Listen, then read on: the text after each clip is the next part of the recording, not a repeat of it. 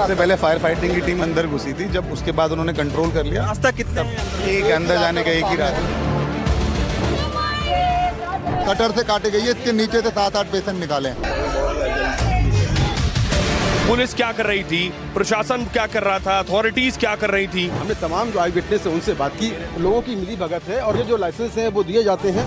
एक भी दोषी छोड़ा नहीं जाएगा। सरकार को अपनी जिम्मेदारी तय करनी चाहिए। इन गरीब लोगों की दिक्कत मत बताइए। ये वो लोग हैं जिन्होंने खुद गद्दे बिछाए। फायर ब्रिगेड के आने से पहले इन लोगों ने गद्दे बिछा के उन लोगों को बचाया है।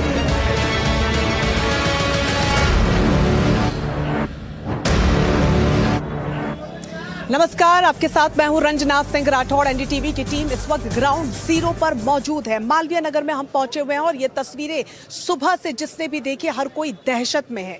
एक अग्निकांड होता है, 21 लोग इसकी भेंट चढ़ जाते हैं और कई सवाल खड़े होते हैं जिनके जवाब किसी के पास नहीं। सवाल ये कि जब फायर की एनओसी नहीं थी तो कैसे यहाँ पर काम चल रहा था। सवाल ये भी कि बेसमेंट में रेस्टोरेंट क्यों चलाया जा रहा था और सवाल ये भी कि आज तक उसकी भनक किसी को लगी नहीं और भनक लगी भी तो क्यों नहीं कार्रवाई की गई। अमूमन ऐसा देखा गया कि इस तरीके के हादसे जब होते हैं तो लगातार जो तस्वीरें सामने आती हैं, आंकड़े मरने वालों के सामने आते हैं, उसके बाद सरकारें जगती हैं, सिस्टम जगता है और उसके बाद पुलिस प्रशासन यहाँ पर जमावड़ा लगाकर बैठ जाता है। लेकिन सबसे पहले जो लोग वहां पर पहुंचे थे, स्थानीय लोग जिन्होंने मदद की थी। रिपोर्ट लगातार दिखाएंगे, इस हादसे से जुड़ी बड़ी तस्वीरें भी आप तक पहुंचाएंगे। लेकिन एक व्यक्ति इस वक्त मेरे साथ मौजूद है। सर, आपका नाम क्या है? साजिद अली। साजिद अली वो व्यक्ति हैं जो सबसे पहले यहाँ पर पहुंचे थे कुछ लोगों के साथ और सबसे पहले इन्होंने धुआं उठता हुआ देखा था और उसके बाद आग की ऊंची लपटें जो आप सभी ने देखी। अपने शब्दों में बताइए सर, क्या देखा? मैं जब ग्राउंड फ्लोर पे आग लगी हुई थी तो स्टेयर तक आग पहुंच गई थी मैडम। वहाँ से जब ऊपर लोग फर्स्ट फ्लोर पे फंसे हुए थे, हमने सब सामने लिहाफ गद्दे वालों की दुकान है, हम वहाँ से सारे गद्दे उठाए डाले। कुछ लोग वहाँ से कूदे, एक लेडीज़ वहाँ से कूदी, सफ़ेद कपड़ों में थी वो मैडम, उनकी दोनों टांगें टूट गई, उनकी मदर भी कूदी। कुछ एक्सक्लूसिव तस्वीरें इनके फोन में भी हैं, जरा अगर आप वो दिखा पाए। थोड़ी देर पहले मुझे दिखा रहे थे कि जब आग की ऊंची लपटें नजर भी नहीं आई थी, हल्का हल्का धुआं दिख रहा था, समझ में आ चुका था इन लोगों की कि कुछ तो गड़बड़ है, कुछ बड़ा होने वाला है। और इन तस्वीरों को मैं चाहूंगी कि कैमरा पर्सन जूम करके दिखाएं कि किस तरीके से यहाँ पर भगदड़ मची। और ये देखिए, अभी सिर्फ थोड़ा थोड़ा धुआं आपको नजर आएगा और लोग जो है वो वहां से कूद रहे हैं। आप देखिए, ये बच्चा है, कोई युवक है जो यहाँ से कूद रहा है, नीचे लोग जो है चीख पुकार मच गई, नीचे गद्दे हैं। आप ये बताइए कितनी देर में फायर ब्रिगेड और एम्बुलेंस पहुंची? मैम 1 घंटा 40 मिनट बाद ही कम से कम पहुँचे हैं। 1 घंटा 40 मिनट बाद? जी। और तब तक कितने लोग नीचे कूद चुके थे? मैम कम से कम 10 से 12 लोग तो हम बचा ही चुके थे जैसे हमने, और एक निगरो 3rd फ्लोर से कूदे थे मैम। विदेशी नागरिक? हाँ, सारे विदेशी नागरिक थे, इंडियन जो था वो स्टाफ ही था खाली। जी। तो आपके अनुसार कितने विदेशी नागरिक होंगे? मैम लगभग सारे ही होंगे और जो मरने वालों का आंकड़ा ये 21 दिखा रहे हैं, वो कम है मैडम, मे बी 40 पर है। ठीक है, तो ये तस्वीरें आपने देखी कि किस तरीके से यहाँ पर आप देखिए कि लोग जो हैं वो ये बता रहे हैं कि जो आंकड़ा है वो बड़ा होगा और ज्यादातर विदेशी नागरिक हैं। और तस्वीरें बड़ी आपको दिखाऊंगी, लेकिन मैं आपको लिए चलती क्योंकि काफी देर से एनडीटीवी की जो टीम है ग्राउंड जीरो पर मौजूद है और पल पल की अपडेट्स हम आप तक पहुंचा रहे हैं। आप देखिए, ये जो पीछे का जो इलाका है, जो तस्वीरों में आपने एनडीटीवी पर देखा, ये होगा कि कितना संकरा है। यहाँ पर मैं आपको इसलिए लेकर जा रही हूँ क्योंकि इस इलाके में पूरे होटल्स हैं। ऊपर की तरफ दिखाइए राकेश जी, ये पूरे होटल्स हैं। सबसे पहले इन बिजली के तारों को आप देखिए। जब आम आदमी पार्टी की सरकार थी और हाल ही में जब विधानसभा चुनाव हुए तो बीजेपी के तमाम नेता जब यहाँ पर पहुंच रहे थे तो इन बिजलियों की जो तार हैं उनको दिखा रहे थे कि इसको हटा दिया जाएगा। लेकिन आप देखिए, ये अभी भी जाल है। आप मेरी हाइट देखिए, मैं छू सकती हूँ उनका, इतना नीचे है ये यहाँ पर। अब मैं एक रिपोर्ट आपको दिखाऊं, लेकिन उससे पहले एक तस्वीर और दिखा देती हूँ छोटी सी। आप देखिए, ये 5 मंजिला इमारत जो कि एक संचालित होटल है और इसमें घुसने के लिए आप जरा पीछे आएंगे राकेश जी। आप देखिए, सिर्फ एकमात्र लिफ्ट ये यहाँ पर है। ये जो 5 मंजिला इमारत है, जो होटल है, एक लिफ्ट एकमात्र यहाँ पर है। समझिए, कुछ ब्लास्ट हो जाता है, शॉर्ट सर्किट हो जाता है, चूंकि एसी में भी आजकल ब्लास्ट हो रहे हैं, लिफ्ट की इलेक्ट्रिसिटी चली जाती है, तो लोग कैसे कूदेंगे? लोग स्वाभाविक है कि जैसे उस होटल में नीचे कूदे थे, इन शीशों से नीचे कूदेंगे। और अगर शीशे भी टूटते ब्लास्ट होने की वजह से तो कितनी ज्यादा जनहानि हो सकती है, कई लोगों को क्षतिग्रस्त चोट पहुंच सकती है। तस्वीरें बहुत भयावह हैं, जो हालात हैं वो उससे भी ज्यादा भयावह, इसीलिए दिल्ली की जनता पूछ रही है और कितने लाक्षागृह यहाँ पर बनेंगे। आप देखिए, गली गली में हालात ऐसे बने हुए हैं और जो तस्वीरें सामने आ रही हैं वो सवाल खड़े कर रही हैं, सवाल सिस्टम से, सवाल पुलिस से और सवाल प्रशासन से भी।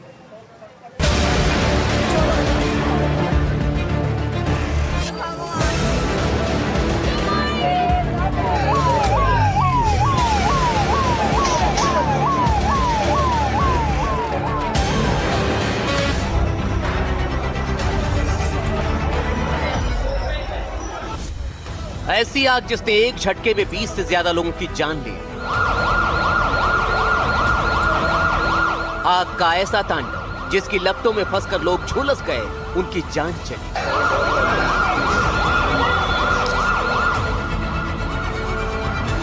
मंजर ऐसा भयानक था जिसे देखकर किसी का भी कलेजा कांप उठे। कुछ ही देर में आग की भट्टी बन गई इमारत।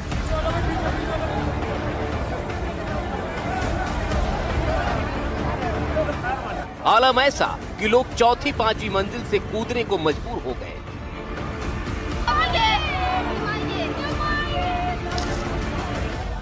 एक तरफ आग थी ऊपर तो नीचे मौत थी। लोगों ने गद्दे लगाकर जान बचाने की कोशिश की। हर कोई बचने की जद्दोजहद कर रहा था, लेकिन धुएं और आग के आगे किसी का जोर नहीं चल रहा था।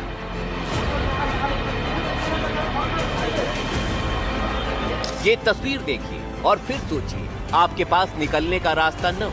अगर आप ऊपर रह गए हैं तो आग जला डालेगी, और अगर नीचे कूद गए तो जान चली जाएगी।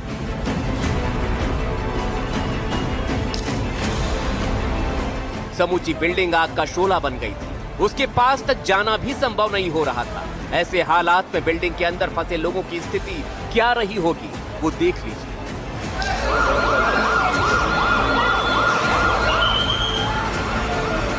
नीचे कूदे तो पता नहीं जान बचेगी या नहीं, लेकिन क्या करते, कूदना ही था। आसपास के लोगों ने इसके लिए गद्दे बिछा दिए ताकि चोट ना लगे, लेकिन फिर भी घायल हो गए। हालांकि जान तो कम से कम बच गई। तकरीबन 7:30 से 8 बजे के बीच ये आग लगी और एकाएक इतनी भयानक आग लगी कि अंदर बहुत सारे मरीज थे, उनके तीमारदार थे, वो बाहर उनको निकलने में समय लगा, जैसे मैंने बताया कि। और ये जो जाली है, आप देखिए सुबह का वक्त था, चूंकि ज्यादातर लोग सो रहे थे, तो ये आप देखिए बहुत सारे ऊपर से भी उन्होंने कूदा है। तीसरी फ्लोर, चौथी फ्लोर से लोगों ने खिड़की तोड़कर जो है वो कूदे हैं। ये यहाँ एक शख्स आग की लपटों में ऊपर की ओर चढ़ा हुआ है ताकि जिंदगी बचाई जा सके। उसके साथ एक और इंसान, लेकिन नीचे कूदना आसान नहीं है क्योंकि बिजली के तारों में स्पार्क हो रहा है। अगर नीचे कूदे तो तारों का जाल भी जानलेवा हो सकता है। काफी देर तक होटल फ्लोरिशन में आग का ये तांडव होता रहा। मालवीय नगर के हौज रानी का होटल देखते ही देखते मौत का लाक्षागृह बन गया।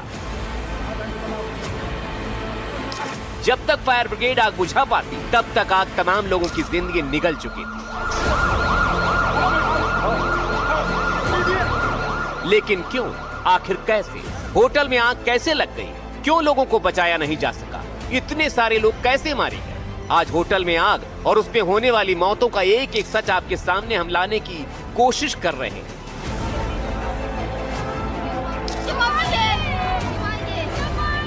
जब आप देखिए कि इतनी बड़ी जो बिल्डिंग है, जो होटल है, वो आप देखिए कि जल के खाक हो चुके हैं। बगल में, उसके बगल में भी ये मिकासा इन होटल है, ये भी समय रहते इसको बचा लिया गया। अदरवाइज इसमें भी अगर आग लगती तो और ज़्यादा बड़ी कैजुअल्टी होती। हालांकि फॉरेंसिक की जांच जो है वो, और रेस्क्यू की टीम है, अभी भी होटल के ऊपर जो है वो मौजूद है और वहाँ पर सर्च ऑपरेशन कर रहे हैं कि कहाँ कुछ और तो नहीं है।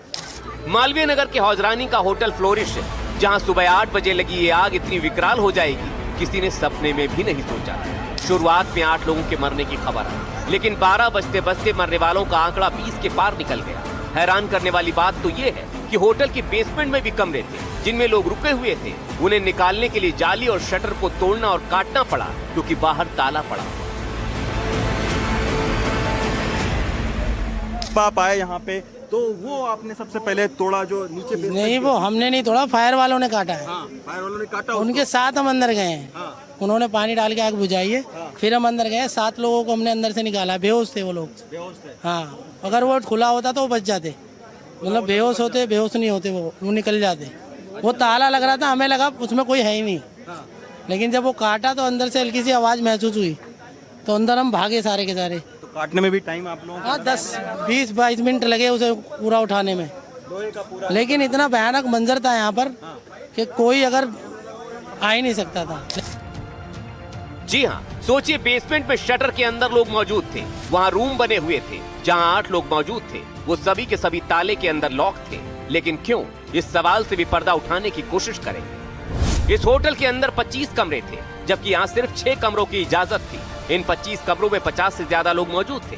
उनमें से 20 से ज्यादा लोगों की मौत हो गई। 35 से ज्यादा घायल हैं, जिनमें 15 से ज्यादा आईसीयू में हैं और उनमें भी 8 वेंटिलेटर पर हैं, यानी क्रिटिकल है। 5 मरीजों को छुट्टी दे दी गई है और बाकियों की हालत भी ठीक नहीं बताई जा रही है। जिस जगह यह हादसा हुआ वहां से चंद कदमों की दूरी पर मैक्स साकेत हॉस्पिटल है। मरने वालों में ज्यादातर विदेशी लोग हैं, जो बांग्लादेश और अफ्रीकी देशों से यहाँ पर अच्छे और सस्ते इलाज के लिए आए थे। लेकिन उन्हें क्या पता था, जान बचाने आए हैं और जान ही चली जाएगी। इन चली गई जानों का हिसाब कौन देगा?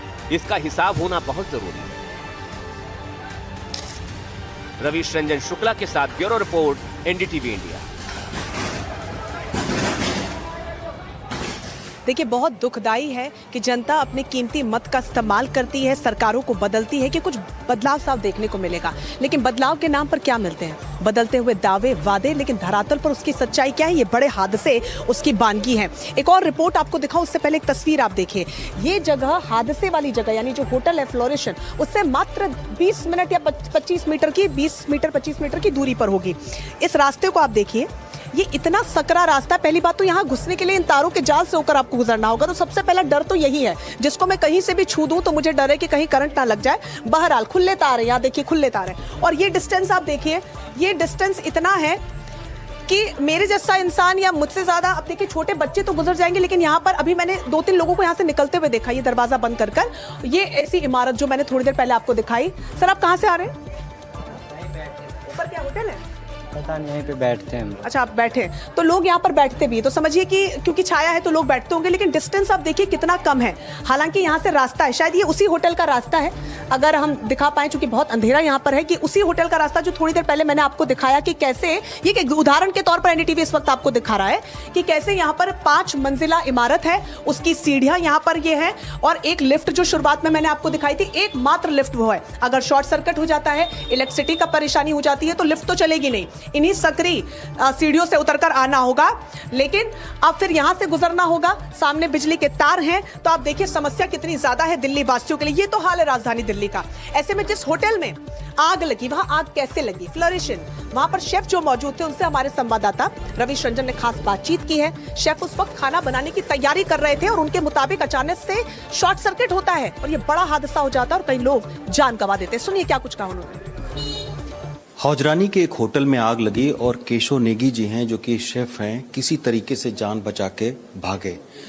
कितनी भयानक आग थी, कैसे ये आग लगी, क्या हुआ था? अचानक ही सर, वो मुझे को नहीं पता क्या हुआ। मैंने वहाँ जो इलेक्ट्रिसिटी का जो हमारा तेल का होता है वो गर्म था, गर्म करते हैं, मतलब रोज ही करते हैं, उस हल्के में रखते हैं तो गर्म रहता है। तो जैसा ऑर्डर आता है फटाफट देते हैं। तो मैं आज काम भी नहीं था, मैं खड़ा था वहाँ पे, चाय बनाया, मैंने चाय पी ली। थोड़ी देर के बाद उसमें भ्रम सी आवाज़ आ गई। मुझे भी नहीं पता क्या हुआ। मैं मतलब नीचे ऐसे ना, ऊपर है वो, जैसे ये ऊपर है ये नीचे है, ऐसा था ना उसका, वो रखा हुआ। ये बेसमेंट में? हाँ, बेसमेंट ये बीच में है। हाँ, तो उन्होंने मेरे को, मैंने बोला, मैंने मैनेजर को बोला, भाई ये क्या हो गया, आग लगे आग लगे। तो मैनेजर भी आया, तो मैंने एक्सटेंजर लिया, उससे साफ कर नहीं हुआ उससे कुछ भी। तो उसमें भड़क गई बहुत ज़्यादा आग। फिर मैंने जो है ना, जो बिजली के स्विच है उसको बंद कर दिए हैं और बाहर निकलने की कोशिश। तो तब तक तो बहुत ज़्यादा हो गया, मैं बड़ी मुश्किल से बाहर निकला, धुआं करके। मेरे को नहीं पता कि मैं अंदर से कैसे निकल रहा हूँ बाहर, अंधे की तरह निकला बाहर, मतलब दिखाई नहीं दिया कुछ भी मेरे को। कितने लोग थे उस वक्त? नहीं, उस टाइम कोई नहीं था, कैफे में कोई नहीं था।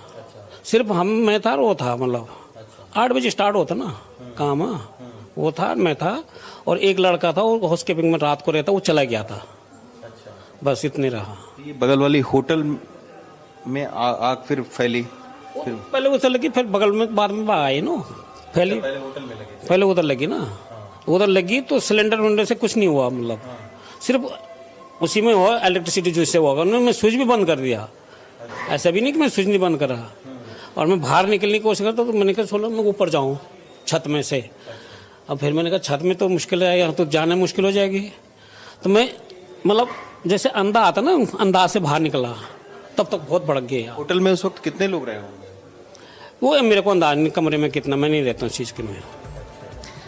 तो देखा आपने किस तरीके से आग लगी और शेफ का क्या कुछ कहना है कि कैसे उस वक्त भयावह हालात बने। जो प्रत्यक्षदर्शी हैं वो बता रहे हैं कि आंखों देखी क्या उन्होंने देखा, वो भी रिपोर्ट में दिखाएंगे। लेकिन एक महिला इस वक्त हमारे साथ मौजूद है, आप बताइए क्या बता रही। मैंने देखा कि सवेरे 8:30 बजे आ रही तो बाहर से तारन में 8:30 बजे का समय, 8:30 बजे सब बाहर से तारन में आग लग रही। ठीक है, तो जो सब्जी वाले को मैंने बताया सुबह को, मैं वो वाली गली है वो है ना, तो वहाँ पे बहुत जोर की आग लग। जब आप गुजर रही थी तो पहले से लोग इकट्ठा थे आग बुझाने? कोई नहीं। तब आपने सबसे पहले देखा? हाँ मैंने देखा, पहले मैंने देखा, फिर मैंने गली में उजक के देखा, वो कोई दिखे तो मैं हल्ला मचा के किसी को बताऊं। तो किसको बुलाया आपने? मैं इसको बोले ये है ना, जो सब्जी वाले है ना, इन्हों को बताया मैंने सुबह को आके। कितने लोग और कितनी देर में आए? तो मैं तो चली गई 8:30 बजे। तो फिर जब गोल चक्कर पे मैं और किसी को बताने जा रही तो देखे तो बहुत तेज की धुआं ही धुआं निकला जा रहा, धुआं ही धुआं निकला जा रहा। तो सुन रहे हैं आप, जो प्रत्यक्षदर्शी हैं, ये महिला कह रही हैं कि उस वक्त ये गुजर रही थी, सबसे पहले धुआं इन्होंने उठते हुए देखा, इन्होंने चीख पुकार मचाई, जो लोग वहां पर मौजूद थे उनसे मदद की गुहार उन्होंने लगाई। तो समझिए कि जो बड़े बड़े दावे किए जाते हैं, जो नंबर्स दे दिए जाते हैं कि साहब आप कॉल कीजिएगा, एम्बुलेंस पहुंच जाएगी तुरंत, कोई भी क्राइम होता है कॉल कीजिएगा, पुलिस पहुंच जाएगी, कहीं भी आग लगती है कॉल कीजिएगा, फायर ब्रिगेड पहुंच जाएगी। लेकिन पहुंचता कौन है? आम लोग, स्थानीय लोग जो वहां पर मौजूद होते हैं। जो गद्दे वाला दुकानदार है उसने एक बार नहीं सोचा अपने माल की और सारे गद्दे दे दिए, जल भी गए तो कोई बात नहीं, लोगों की जिंदगियां तो बचेंगी। जो प्रत्यक्षदर्शी उस वक्त मौजूद थे वो जब उस मंजर को देख रहे थे, इतना करा रहे थे, मजबूर महसूस कर रहे थे क्योंकि मदद नहीं कर पा रहे थे। सुनिए क्या कुछ कह रहे हैं वो लोग।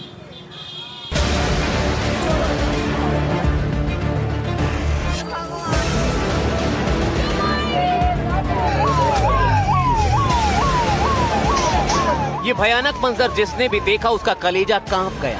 सोचिए क्या आलम रहा होगा। जान बचाने के लिए भी जान दांव पर लगानी पड़ी। आग लगने के बाद सबसे पहले आसपास के लोग पहुंचे।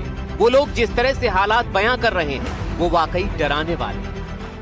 लोग जीने पे पड़े हुए हैं। एक पेशेंट तो हमने खुद उठाया है, नाइजीरियन पेशेंट था, उसके हाथ में बैग था, वो पूरा जला हुआ था और जीने पे पड़ा हुआ था, शायद भागने की कोशिश कर रहा था। कोई बाथरूम में पड़े हुए हैं। अभी लास्ट हमने 2 पेशेंट निकाले हैं अभी फायर फाइटिंग टीम के साथ। वो शायद लग रहा है जैसे हस्बैंड वाइफ कपल्स थे। वो बाथरूम के अंदर जीने उस पे चेयर लगाई हुई थी, पोर्ट पे दोनों हाथ में डाल के बैठे हुए थे, जो हमने लास्ट में निकाले हैं। यानी आप देखिए, आग से बचने के लिए लोग बाथरूम की ओर गए और बाकायदा पानी चूंकि बाथरूम में होता है तो शायद हो सकता है कि पानी चला के उन लोगों ने बचने की कोशिश की है और दोनों हस्बैंड और वाइफ को एक साथ उनकी जो है वो इन लोगों ने बॉडी निकाली है बाथरूम के अंदर में। बाथरूम के अंदर से निकाले था। वेंटिलेशन की जगह नहीं थी, गिलास जो है वो टूट ही नहीं रहा था, वो टूट ही नहीं रहा था। वो फायर वाले के जो रोड से हमने तोड़ा जब भी नहीं टूट रहा था। लोग निकलना चाहते थे लेकिन होटल ऐसे पैक था जिससे निकलना आसान नहीं था। मौत की इस आग में सबसे घातक काम किया होटल में निकासी के बदतर इंतजाम ने। ये सारे लोग वो लोग हैं जो सबसे पहले इस मौके पर पहुंचे और जिन लोगों ने बचाने की कोशिश की दिल्ली पुलिस से। अच्छा, आप लोग अंदर कैसे घुसे? क्या एक ही रास्ता था या और भी कई सारी? नहीं, सबसे पहले फायर फाइटिंग की टीम अंदर घुसी थी, जब उसके बाद उन्होंने कंट्रोल कर लिया। रास्ता कितने हैं अंदर? एक अंदर जाने का एक ही रास्ता। ये सामने से, हाँ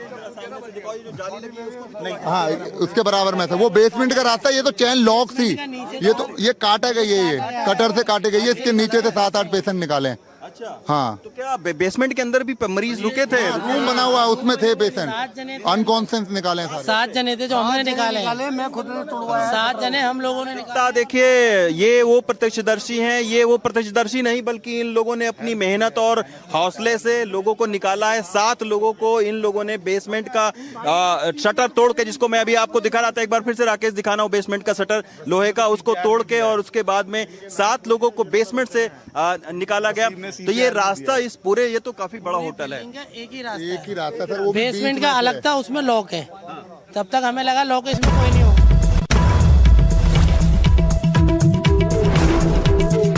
और इस बीच एक बड़ी खबर, ऋताव्रत बने विपक्ष के नेता, इस वक्त की ये बड़ी खबर। तो ग्राउंड से हम आपको दिखा रहे थे मालवीय नगर में जो हादसा हुआ, लेकिन इस बीच ये बड़ी खबर आ गई है जो हम सीधा आपको दिखा दे। बंगाल की राजनीति से जुड़ी ये बड़ी खबर है। ऋतव्रत बैनर्जी बंगाल में विपक्ष के नेता चुने गए हैं। बंगाल में स्पीकर ने बागी गुट को मंजूरी दी। ऋतव्रत बने हैं विपक्ष के नेता। ऋतव्रत बंदोपाध्याय को बनाया गया है, चुना गया है। ऋतव्रत को मिली एलओपी की मंजूरी और स्पीकर की मंजूरी के साथ ऋतव्रत को विपक्ष का नेता चुना गया है। ये इस वक्त की बड़ी खबर आपको बता दें। बंगाल में स्पीकर ने बागी गुट को मंजूरी दी है। ऋतव्रत को विपक्ष का नेता चुना गया है। ऋतव्रत बैनर्जी के साथ बंगाल में 58 एमएलए। तो इस वक्त की ये बड़ी खबर, बंगाल की राजनीति से जुड़ी ये बड़ी खबर सामने आ रही है, जिसे लेकर लगातार हमने देखा कि किस तरह से सियासी संग्राम छिड़ा था। बंगाल में स्पीकर ने बागी गुट को मंजूरी दी है। অ্যাডমিনিস্ট্রেটিভ মিটিং এ উপস্থিত থাকবেন, তারা এই ধরনের প্রশাসনিক যে সভাগুলো হবে, কারণ আমরা আমাদের মানুষের কাছে দায়বদ্ধ, আমাদের ইলেক্টোরেটের কাছে দায়বদ্ধ তাদের উন্নয়নের প্রশ্নে। আমি দেখুন, আমরা আজকে যেটা হয়েছে যে 28,25,000 অ্যাকাউন্টে যে টাকা ঢুকেছে, রাজ্য সরকার যেটা ঢুকিয়েছেন, আমরা তাকে সাধুবাদ জানাই। এটা পজিটিভ পদক্ষেপ। আজকে আমাদের বিধায়করা, বিশেষ করে দক্ষিণ 24 পরগনার সাগরের বিধায়করা, সেখানে যে সমস্যা পিএইচই দপ্তর, সেই দপ্তর নিয়ে বিধায়কদের যে অভিজ্ঞতা, সেই দপ্তর নিয়ে জল নিয়ে যে সমস্যা এবং জল ঢোকাতে গিয়ে রাস্তা কেটে রাস্তা বন্ধ হয়ে যাওয়া, আমরা সরকারকে ধন্যবাদ জানাবো, কারণ এটা আমাদের বিরোধী বিধায়কদের প্রস্তাব ছিল যে এই সমস্যা রয়েছে। মাননীয় মুখ্যমন্ত্রী ওখানে সাগরের জলের যে সমস্যা, 10টা করে সাবমার্শালের কথা আজকেই বলেছেন, এবং এই পিএইচির যে রাস্তাগুলো যে কাটা হয়ে গেছে মাঝখান থেকে, এই যে মাঝখান থেকে রাস্তাগুলো কাটা হয়েছে, সেখানেও তিনি মিটিংটা লাইভ হয়েছে, সবাই দেখেছেন যে যারা ঠিকাদারদের যে ডিপোজিট আছে, সেই ডিপোজিটের টাকা থেকে অবিলম্বে আমাদের হাওড়া গ্রামীণ জেলার সভাপতি তৃণমূল কংগ্রেসের রাজা সেন বিধায়ক বাগনান, তিনি এটা তুলেছিলেন। খুবই একটা ইম্পর্টেন্ট এজেন্ডা। বাগনান মিউনিসিপ্যালিটি, ওটা পঞ্চায়েত এলাকা, মিউনিসিপ্যালিটি হওয়ার প্রয়োজন। তো আজকে যে আমরা রিপোর্ট আনসার পেয়েছি, সেটা সদর্থক। স্বাভাবিকভাবে প্রতিটা বিধানসভা ক্ষেত্রে এবং প্রতিটা জেলায়, যে জেলাগুলোতে আমাদের এই বিধায়করা রয়েছেন, আমরা সরকারের কাছে अविलंबे जो ताड़ाताड़ी संभव दाबी जाना। और इस नाटकीय घटनाक्रम से टीएमसी की विधानसभा इकाई 2 हिस्सों में बढ़ती हुई दिखाई दे रही है। इसी बड़ी खबर पर ज्यादा जानकारी के लिए मैं मेरे वरिष्ठ सहयोगी मनोरंजन भारती का रुख करूंगी। न्यूज रूम में मनोरंजन जी इस वक्त मौजूद है। मनोरंजन जी, किस तरह से देखा जाए, ऋतव्रत बनर्जी के साथ 58 एमएलए का सपोर्ट भी है, और इससे टीएमसी पर क्या असर पड़ता दिख रहा आने वाले वक्त में? देखिए, जब टीएमसी की पिछले दिनों बैठक हुई थी तो 80 विधायक में से केवल 20 आए थे, 60 गायब थे। और आज के दिन देखिए 58 विधायकों ने मिलकर एक अपना सा अलग सा गुट बना लिया है, जिसको मान्यता दी गई है। ऋतव्रत बनर्जी जो हैं वो उसके नेता हैं, उनको लीडर ऑफ अपोजिशन बना दिया गया। तो ये एक शुरुआत है, और ये इस शुरुआत को मैं ऐसे देखता हूँ कि आने वाले दिनों में आप देखिएगा कि ऋतव्रत के जो टीएमसी है, इसी को असली टीएमसी जो है वो करार दिया जाएगा और कहा जाएगा कि यही असली टीएमसी है। और बाद में आने वाले दिनों में तृणमूल कांग्रेस का नाम भी इनको मिलेगा, इनको पार्टी सिंबल भी मिलेगा। ये लड़ाई यही नहीं खत्म होगी, ये लड़ाई जो है वो बंगाल के विधानसभा से शुरू होगी और दिल्ली के चुनाव आयोग तक आएगी। ऐसा हमने शिवसेना के साथ देखा है, ऐसा हमने एनसीपी के साथ देखा है कि किस ढंग से शिवसेना में तो तोड़-फोड़ भी थी। इसी तरह से उसके बाद शिवसेना टूट गई और असली शिवसेना जो है अब एकनाथ शिंदे की है। उसी तरह असली जो है वो एनसीपी जो है वो स्वर्गीय अजीत पवार की मानी गई, शरद पवार की नहीं मानी गई। उनको नया नाम मिला और नया सिंबल भी मिला। तो आने वाले दिनों में तृणमूल कांग्रेस के साथ भी यही होने वाला है। तृणमूल कांग्रेस का सिंबल भी जाएगा, नाम भी जाएगा, और एक बड़ी लड़ाई ममता बनर्जी को जमीन पे तो वहां पे लड़ना ही पड़ेगा। केवल 22 विधायक उनके साथ अभी हैं, और साथ ही चुनाव आयोग से भी लड़ना पड़ेगा अपनी पार्टी को बचाने के लिए। और ये जो नया गुट है, क्या ये अब खुद को प्रमुख विपक्षी दल का दर्जा देने की भी कोशिश करेगा? निश्चित रूप से यदि लीडर ऑफ अपोजिशन ऋतव्रत को बनाया गया है तो इसका मतलब ये साफ है कि प्रमुख विपक्षी दल जो है अब पश्चिम बंगाल के विधानसभा में यही ऋतव्रत की पार्टी है, ना कि ममता बनर्जी वाली तृणमूल कांग्रेस। बंगाल के स्पीकर ने बागी गुट को मंजूरी दे दी है।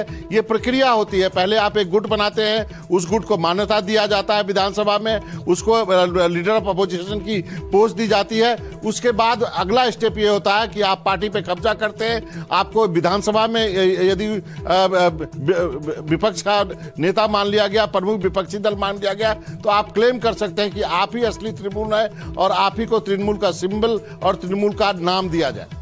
बिल्कुल, और इसकी तुलना 2022 में महाराष्ट्र में जो कुछ भी हुआ उससे की जा रही है। लेकिन अब ऐसे में अगर ममता बनर्जी की बात की जाए तो एक तरफ तो सत्ता गई है, दूसरी तरफ पार्टी भी हाथ से निकलती जा रही है।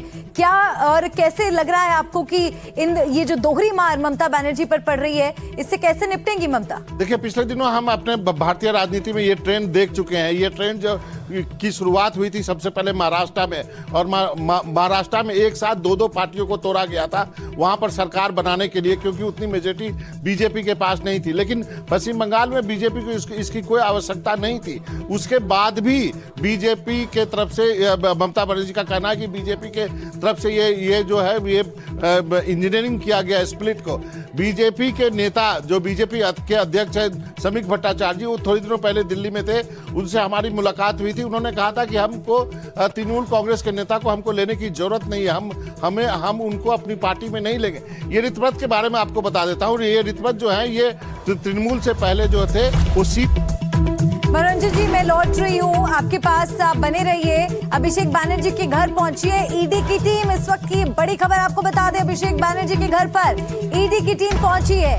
तो एक तरफ ये जो बड़ी डेवलपमेंट वहां पर हुई है वो आपको जानकारी हम दे रहे हैं, तो दूसरी तरफ अभिषेक बैनर्जी के घर ईडी की टीम पहुंचने की बड़ी खबर आ रही है। तो ऋतव्रत बैनर्जी को लेकर ये बड़ी खबर आई है कि जिम्मेदार विपक्ष की भूमिका निभाएंगे, ये वो दावा कर रहे हैं। विपक्ष के नेता चुने गए हैं। तो दूसरी तरफ अभिषेक बैनर्जी के घर ईडी की टीम। मनोरंजन जी, इस कार्रवाई का जो टाइमिंग है उस पर क्या कहेंगे? निश्चित रूप से तृणमूल कांग्रेस या ममता बनर्जी कहेंगी कि ये बदले की भावना से किया जा रहा है, लेकिन अभिषेक बनर्जी पर ईडी का और सीबीआई का शिकंजा जो है पहले से भी। आपको मालूम होगा कि अभिषेक बनर्जी को दिल्ली में भी बुलाकर 2 बार पूछताछ की गई है, और इसके बाद अभी इस वक्त मुझे लगता है कि पूरी तरह से ममता बनर्जी को घेर लिया गया, चाहे उनकी पार्टी हो या फिर उनके जो सबसे जो नजदीक के आदमी अभिषेक को कहा जा रहा है कि वही जो है वो ममता बनर्जी के बाद तृणमूल कांग्रेस को संभालेंगे। एक तरह से उत्तराधिकारी है ममता बनर्जी के, और लेकिन अब उनके घर ईडी की टीम पहुंची है, पूछताछ होगी। हालांकि कई बार दस्तक जो है ईडी की टीम जो है उनको उनके यहाँ दे चुकी है। आय से ज्यादा संपत्ति का मामला है, उनके प्रॉपर्टी को लेकर के मामला है, कई तरह की चीजें जो है इसमें इस बारे में कही जा रही है। देखना होगा कि ये जांच जो है कहां तक पहुंचती है। पहले भी हम देख चुके हैं कि अभिषेक बनर्जी को दिल्ली भी तलब किया गया था। बिल्कुल मनोरंजन जी, आप बने रहिए हमारे साथ। तो बंगाल की राजनीति से जुड़ी तमाम जो बड़ी खबरें आ रही हैं उन पर नजर हमारी बनी हुई है। लौटेंगे फौरन कुछ और अपडेट्स के साथ।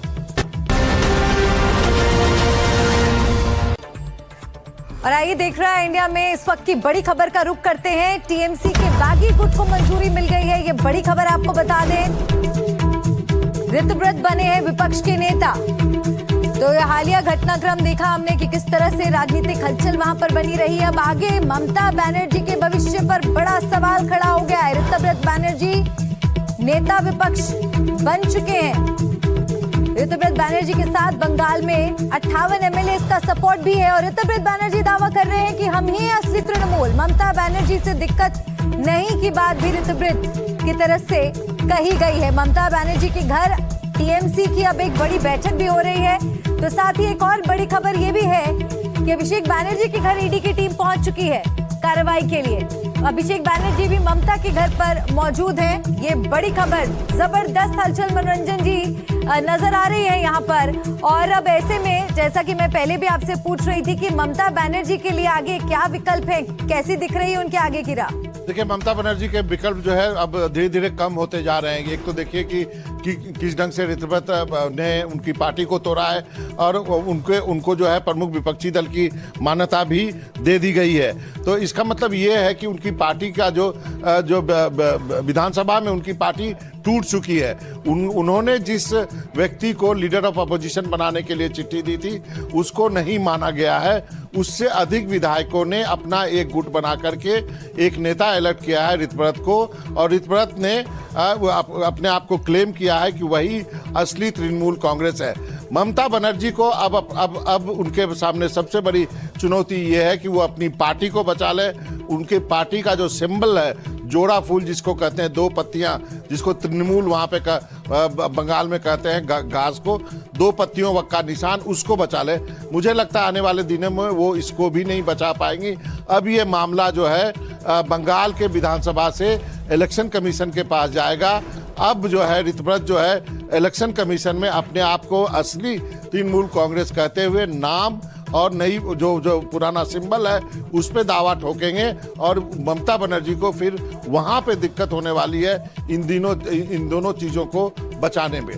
बिल्कुल, कहीं ना कहीं ये घटनाक्रम बिल्कुल उसी तरह का घटनाक्रम लग रहा है जो हमने महाराष्ट्र में देखा था शिवसेना के साथ 2022 में जिस तरह से हुआ था। लेकिन मनोरंजन जी, यहाँ पर एक सवाल मैं आपसे ये भी समझना चाहूंगी कि अपना अलग धड़ा तो बनाने की कोशिश की ही जा रही है, उससे लेकर तो मुखरता के साथ बात कही जा रही है, लेकिन क्या आने वाले समय में बीजेपी के साथ भी आपको लगता है कि हाथ मिलाया जा सकता है या साथ जुड़ा जा सकता है? देखिए, बंगाल की राजनीति आप देखें तो जब लेफ्ट था और लेफ्ट को जिस ढंग से ममता बनर्जी ने उनके 30 साल से ऊपर के शासन के बाद उनको हराया, तो धीरे धीरे लेफ्ट के काडर जो हैं वो तृणमूल में शिफ्ट होते गए। थोड़े से लोग जो हैं वो बीजेपी में भी गए। 15 साल ममता बनर्जी रही, जब तक शासन रहा, शासन के जोर पे सब कुछ ठीक रहा।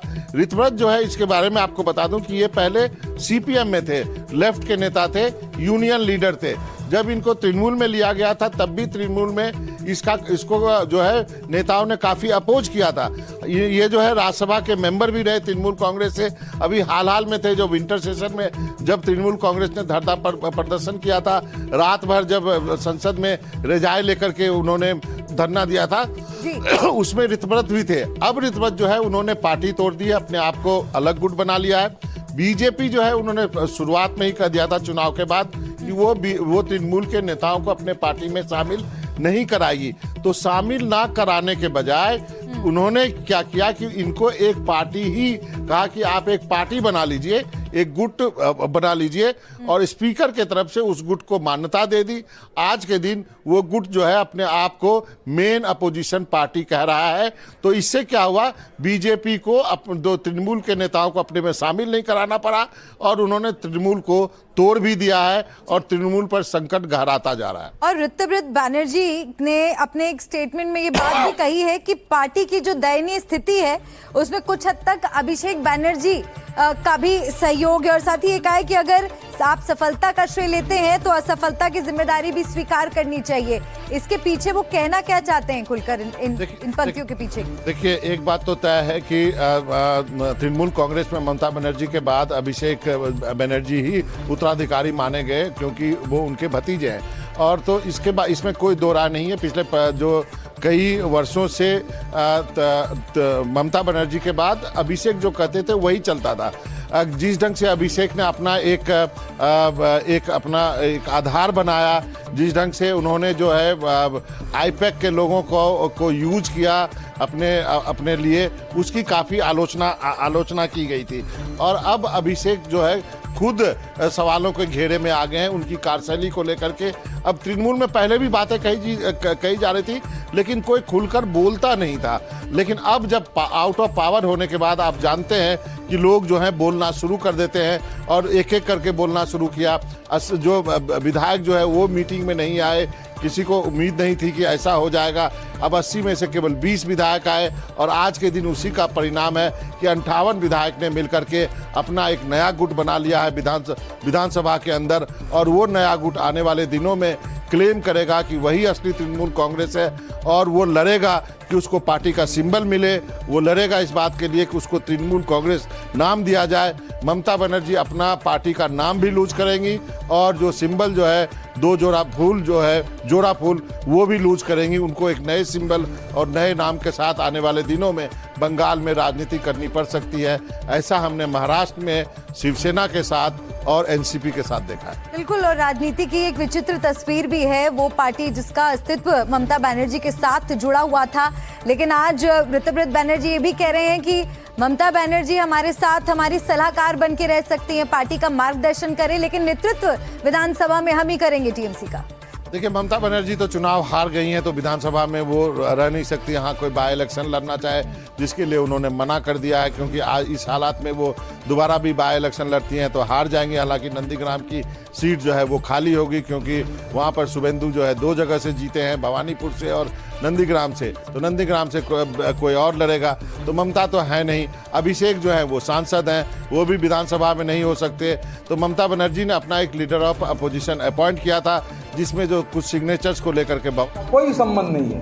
अगर संबंध होता तो 26 दिन छुपे नहीं रहते थे, निकल कर आते थे। जैसे चोरों को पीटा जाता है ऐसा पीटा गया। फिर बोल रहे थे वहाँ पिकनिक खाने के बाद ये बोला गया कि आवाम है, तो जहाँ तक सिक्योरिटी का सवाल है, आवाम सिक्योरिटी का इंतजाम करेगा। इधर सब समर मुखर्जी जैसे आदमी हैं, अखरुद् जमान है, यहाँ पर जावेद खान है, किसी का भी पायलट नहीं है। सिक्योरिटी भी लिमिटेड है, 1 या 2। हम लोग कोई भी स्टेट गवर्नमेंट से भी सेंट्रल गवर्नमेंट से भी कोई सिक्योरिटी मांगे नहीं है। अभिषेक बनर्जी उस दिन चोरों के जैसा पीटने के बाद बोले थे कि आवाम उनका रक्षा करेगी, तो फिर देखा गया कि सेंट्रल गवर्नमेंट को चिट्ठी दिए हैं उनका सिक्योरिटी बढ़ाने के लिए। तो उनको लेकर हम लोग ये चर्चा नहीं करना चाहते। जहां तक ममता बनर्जी का सवाल है, हम लोग मानते हैं कि Mamata Banerjee is a very tall leader, और हमारा लेजिस्लेटिव पार्टी का उनसे आवेदन रहेगा कि हमारा चीफ एडवाइजर के तहत हम लोगों का मार्गदर्शन करते रहें। दादा, आप ममता बनर्जी को, आप लोग ममता बनर्जी को चीफ एडवाइजर मानते हैं, लेकिन अगर ममता बनर्जी खुद आप लोगों को सपोर्ट नहीं देंगे तो क्या? वो जब देंगे नहीं तब दिखा जाएगा। कल क्या होगा तो मैं बोल नहीं पाऊंगा। I live for this day only.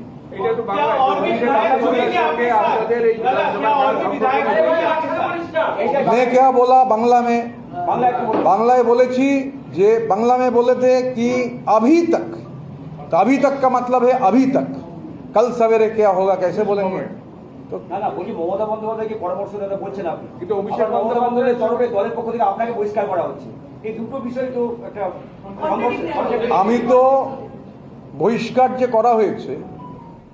तो ऋतुव्रत बने विपक्ष के नेता, बंगाल में स्पीकर ने बागी गुट को मंजूरी दी।